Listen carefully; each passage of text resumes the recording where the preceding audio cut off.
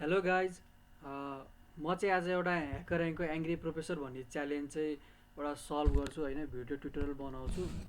यो चाहिँ मैले ह्याकरऱ्याङ्कको लकडाउनमा पनि अलिअलि प्र्याक्टिस गरेर आएको थिएँ होइन। अनि जस त्यस्तो म ह्याकरऱ्याङ्क चाहिँ चलाउँदिनँ थिएँ, तर आजकल चाहिँ जस इन्ट्रेस्ट लाग्छ मलाई चाहिँ। जस्तै मेरो 50 पोइन्ट थियो होइन, अनि जस्तै यो सल्भ गरेर चाहिँ मेरो 20 पोइन्ट थप्यो, 70 भयो। जस्तै मैले चाहिँ प्रब्लम सल्भिङ ब्याच पाएको छु यसमा होइन। यो मैले एङ्ग्री प्रोफेसर कन्सेप्ट चाहिँ एकदम राम्रो लाग्यो कि, त्यही भएर म यो गर्न खोजेको है। जस्तै यो तपाईँहरूले पढ्न सक्नुहुन्छ होइन, म त सर र यो नेपालीमा भन्छु है। जस्तै एउटा कलेजमा चाहिँ एउटा म्याथमेटिक्स प्रोफेसर छ अरे, एउटा म्याथ टिचर छ अरे होइन। त्यो टिचरले चाहिँ के भन्यो भनेदेखि त्यो टिचरको चाहिँ क्लास 9 बजे छ अरे होइन। अनि जस्तै अब 9 बजे छ अरे, जस्तै स्टुडेन्टहरू कि त ठ्याक्कै 9 बजे आउनु पऱ्यो, कि त 9 बजेभन्दा अगाडि 8:30 बजे, पौने 9 बजे आयो भने चाहिँ क्लास लिन्छु भनेछ। मतलब त्यो स्टुडेन्टलाई चाहिँ क्लासमा राखेर चाहिँ क्लास लिन्छु। यदि arrival time is greater than 0, यसको मतलब चाहिँ स्टुडेन्टको एराइभल टाइम जस्तै 9 बजे क्लास छ अरे, कि स्टुडेन्ट चाहिँ 9 बजेभन्दा ढिलो 9:30 बजे 10 बजे आयो भने चाहिँ त्यो स्टुडेन्टलाई क्लासमा राख्दिनँ, र त्यो स्टुडेन्टको क्लासमा नराखेपछि त्यसको स्टुडेन्टको एटेन्डेन्स पनि लिँदिनँ भनेछ अरे है। जस्तै यसले के भन्छ भने, जस्तै गिभन द यसले दुईवटा कुरा गर्छ। जस्तै given the arrival time of each student, total number of students and their arrival टाइमको कुरा गर्छ। जस्तै यसलाई मैले ए भनि है। अनि अर्को चाहिँ their attendance, total number of attendance required by the teacher, यसलाई मैले के भनि, यसलाई ए र यसलाई के भनि। अब यसलाई determine the if the class is cancel, हाम्रो क्लास चाहिँ क्यान्सल हुन्छ कि क्लास क्यान्सल हुँदैन भने त्यो चाहिँ हामीले आउटपुट निकाल्नुपर्छ होइन। जस्तै अब म हल्का बुझाउँछु।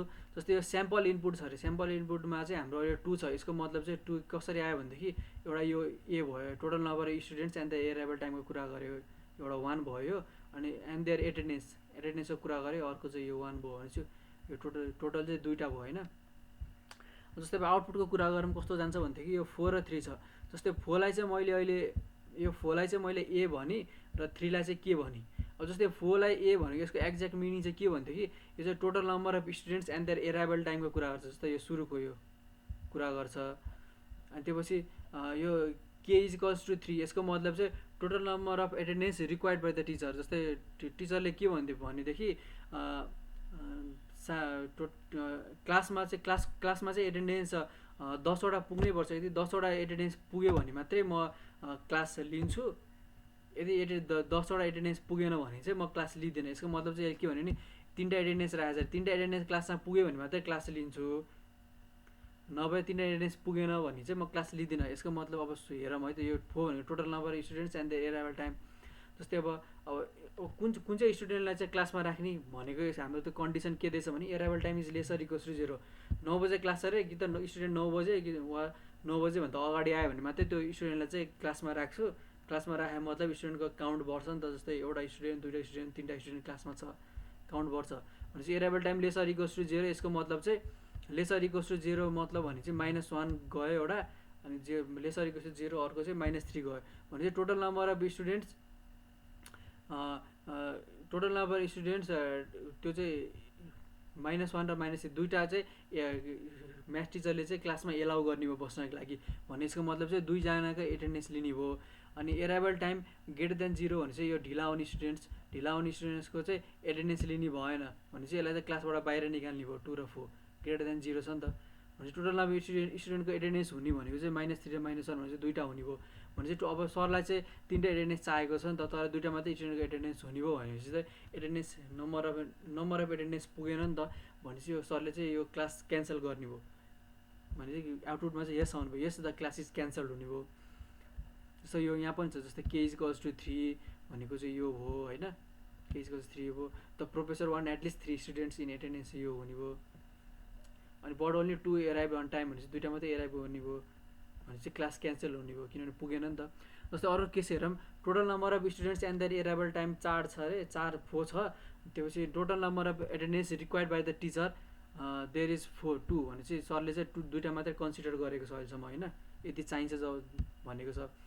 सो यहाँ हेरौँ भने चाहिँ arrival time lesser equals to 0मा चाहिँ यो कसले फुलफिल गरेको छ त। लेसर इक्वल्स टु 0मा चाहिँ एउटा 0 भयो, एउटा -1 भनेपछि यो 2जनाको स्टुडेन्टको चाहिँ सरले क्लासमा राख्छ र एटेन्डेन्स लिन्छ।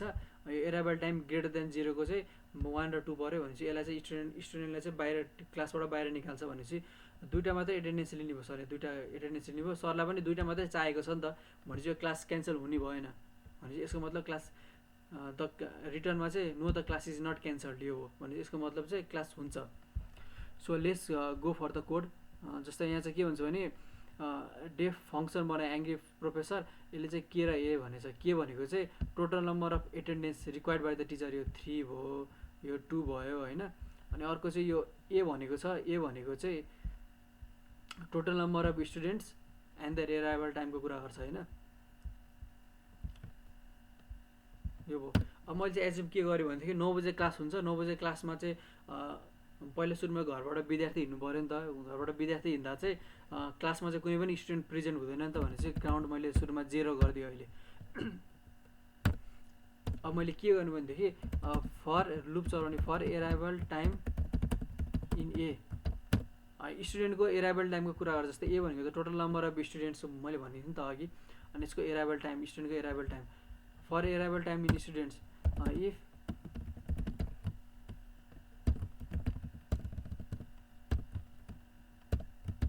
If arrival time less or equals to 0, यसको मतलब चाहिँ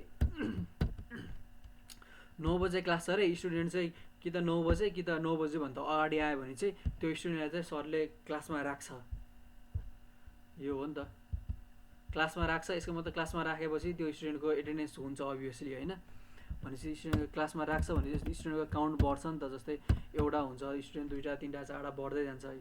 अनि अब यदि ग्रेटर देन 0 ढिलो भयो भने चाहिँ स्टुडेन्टलाई चाहिँ बाहिर निकालिदिन्छ, त्यो चाहिँ लेखिराख्नु परेन होइन, त्यो आफै बुझ्छ यो। अब जस्तै अब स्टुडेन्टलाई क्लासमा राख्यो, अब स्टुडेन्टलाई क्लासमा हाम्रो काउन्ट चाहिँ स्टुडेन्टको काउन्ट चाहिँ अहिलेसम्म 4वटा पुग्यो अरे होइन, total number of students present in the class चाहिँ 4वटा भयो अरे। अनि हाम्रो सरलाई पनि total number of attendance required by the teacher पनि 4वटा एटेन्डेन्स चाहिँ हुनैपर्छ भनेपछि टोटल नम्बर अफ स्टुडेन्ट पनि अहिले 4वटा भयो काउन्ट भएर होइन। टोटल नम्बर अफ एटेन्डेन्स पनि 4वटा चाहिन्छ भनेपछि ठ्याक्कै 4 भयो नि त, 4 भयो भने चाहिँ क्लास क्यान्सल हुँदैन, भने चाहिँ class no the class is not cancel हुने भयो होइन। जस्तै अब if count greater or equals to के, यसको मतलब चाहिँ जस्तै अब अहिले चाहिँ के एज्युम गऱ्यो भनेदेखि टोटल नम्बर अफ काउन्ट चाहिँ स्टुडेन्ट चाहिँ 3टा मात्रै प्रेजेन्ट छ अरे क्लासमा होइन।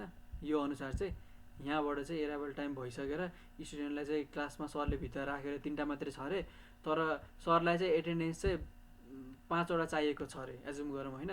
स्टुडेन्ट 3टा मात्रै प्रेजेन्ट छ अनि एटेन्डेन्स चाहिँ 5वटा चाहियो भनेपछि त सरलाई चाहिँ स्टुडेन्टको एटेन्डेन्स नै पुगेन नि त, जम्मा 3टा मात्रै छ नि त, भनेपछि त अभियसली त एटेन्डेन्स हुँदैन, किनभने त क्लास क्यान्सल हुन्छ, एटेन्डेन्स चाहिँ पुगेन नि त स्टुडेन्टको।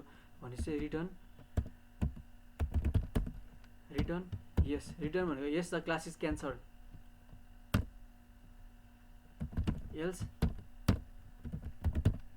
Else return no. यसको मतलब चाहिँ के भन्छ भने यहाँबाट चाहिँ काउन्ट 5वटा पुग्यो अरे क्या एज्युम गरौँ है त, total number of students present in the class 5वटा भयो अरे, स्टुडेन्टको काउन्ट 5वटा भयो अरे, टिचरलाई पनि 5वटा एटेन्डेन्स चाहिएको छ नि त, भनेपछि चाहिँ ठ्याक्कै मिल्यो नि त, भने चाहिँ क्लास क्यान्सल हुने भएन, भने चाहिँ क्लास रिटर्न नो, भने क्लास क्यान्सल हुने भएन, क्लास सञ्चालन हुने भयो। यसको लोजिक त यही हो होइन। अब यसलाई चाहिँ मैले रन गरेँ है, इरर आउँछ कि आउँदैन एकचोटि चेक गरौँ। इरर देखायो होइन, इरर देखायो, कहाँ देखायो भनेदेखि for arrival time in a if arrival time less or equals to 0 count plus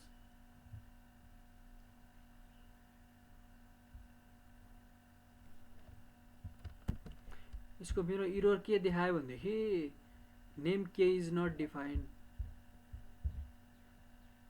ए यहाँ स्मल लेटर के छ, या म क्यापिटल लेटर के लेखेँ, फेरि चाहिँ रन गराएर है, अब चाहिँ इरर नदेखाउनु पर्ने। स्याम्पल टेस्ट मेरो इरर देखायो, के इरर देखायो यार, हाम्रो यहाँ मिस्टेक के भएको रहेछ भने जस्तै अब if count greater or equals to के भनेपछि जस्तै अब 5वटा स्टुडेन्ट छ अरे, 5वटा एटेन्डेन्स चाहियो भनेपछि त्यो फुलफिल हो, भने चाहिँ क्लास क्यान्सल हुँदैन नि त, ठ्याक्कै पुग्यो है, भनेपछि क्लास क्यान्सल हुँदैन भने चाहिँ नो हुन्छ। यदि स्टुडेन्ट यो पुगेन भने चाहिँ क्लास क्यान्सल हुन्छ भने यस हुने भयो। यदि जस्तै स्टुडेन्ट 6वटा पुग्यो अरे, अब एटेन्डेन्स जम्मा 5वटा मात्र चाहिएछ भने त स्टुडेन्ट धेरै भयो भने केही भएन नि त, क्लास क्यान्सल हुँदैन। अब स्टुडेन्ट थोरै छ अरे, जम्मा 2टा छ अरे, अनि टोटल नम्बर एटेन्डेन्स चाहिँ 5वटा चाहियो भनेपछि त स्टुडेन्ट थोरै भयो, यसको मतलब एटेन्डेन्स हुँदैन नि त। एटेन्डेन्स नभएपछि क्लास क्यान्सल हुन्छ। यस अब एकचोटि रन गरौँ है। अब चाहिँ हाम्रो सबै भइसकेको छ है। अब जस्ट सबमिट कोड गरौँ। अब चाहिँ एरर आएन हाम्रो, यो भयो। अब जस्तै मैले के भने यो मेरो सक्सेस भयो, मैले 20वटा पोइन्ट पाएँ। 20वटा पोइन्ट पाएँ भने मतलब 70 पोइन्ट मेरो भयो। जस्तै अब अरू पनि म अब ह्याकरऱ्याङ्कको च्यालेन्जहरू सायद म गर्छु होला होइन। जस यो च्यानललाई सब्सक्राइब गर्दा हुन्छ तपाईँहरूले। Thank you.